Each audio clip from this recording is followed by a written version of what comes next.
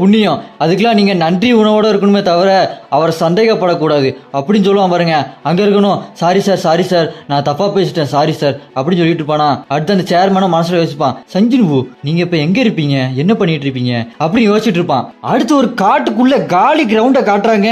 நம்ம ஹீரோ கூடி போட்டுட்டு டஸ்க பெருசாக வச்சு அவனோட கையில நின்னுட்டு இருப்பாரு பாருங்க கெத்தா. கீழே எல்லா சேட ஆர்மியும் வரிசையா இந்த பக்கம் அந்த பக்கம் நின்று சண்டை போட்டுட்டு இருப்பானுங்க.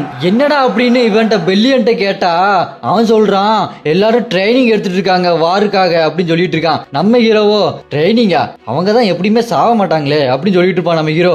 அடுத்து பெரு வருவான் பாருங்க. நம்ம ஹீரோ கிட்ட வந்துட்டு, வாத்தியாரே என்ன வாத்தியாரே இது, நான் தானே வாத்தியாரே உங்ககிட்ட கமெண்டரா இருந்தேன், நேத்து வந்த பக்கத்துல வச்சுட்டு என்ன தள்ளி வச்சீங்க பாத்தீங்களா, என்ன வாத்தியாரே நான் உங்களை பார்த்து தானே வளர்ந்தேன் வாத்தியாரே, நீங்க ரிங்ல இறங்கி அடிச்சு அடியலாம் ஒவ்வொன்றும் என் கண்ணுக்குள்ளே இருக்கு வாத்தியாரே, நீ தானே வாத்தியாரே எனக்கு எல்லாமே, திடீர்னு அவனை வந்து விட்டா நான் எப்படி வாத்தியாரே ஒத்துக்குவேன், உன் மேல எவ்வளவு அன்பு இருக்கு தெரியுமா வாத்தியாரே அப்படின்னு சொல்லிட்டு பெல்லின் கிட்ட போய் நேருக்கு நேரம் நின்றுட்டு, ஏய் கமாண்டர் பதவிக்காக நான் உங்ககிட்ட சண்டையை கூப்பிடுறேன் வாடா அப்படி போய் நேருக்கு நேரம் நிற்பான். நம்ம ஹீரோவோ, என்ன 2 கமாண்டருக்கு நடுவில் சண்டை நடக்க போதா அப்படின்னு பார்த்துட்டு இருக்கும்போது இவனுங்க அப்படி சண்டைக்கு ரெடியா நிப்பானுங்க பாருங்க. இந்த பக்கம் பெல்லிய நிப்பான், அங்க பெரு நின்றுப்பான். பெரு ரெடி ஆயிட்டு வாத்தியாரே அப்படி கத்திட்டு இருப்பான். இங்க பெல்லியனும் அவனோட பெரிய ஸ்வாடை எடுத்துட்டு அப்படி நிப்பான் பாருங்க. அந்த ஸ்வாடை மூஞ்சுக்கு நேரம் நிப்பாட்டி வச்சு நின்று இருப்பான் பாருங்க.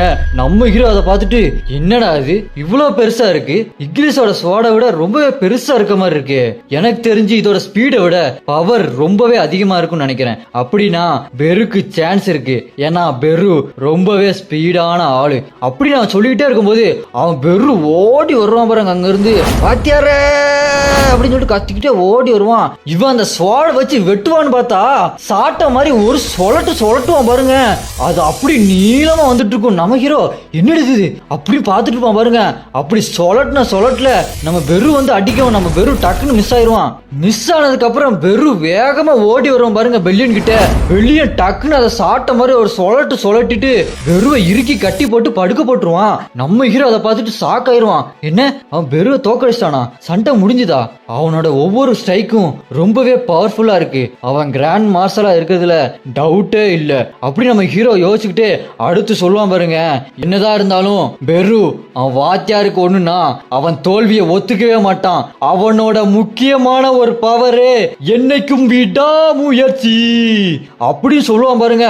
பெரு டக்குன்னு எந்திரிச்சு அந்த வெள்ளிய நெஞ்ச புடிச்சிட்டு கத்துவான் பாருங்க, வாத்தியாரே ரத்தம் ஒரு சொட்டு மிச்சம் இருந்தாலும்ன்ற மாதிரி கெத்தா இருப்பான் பெரு.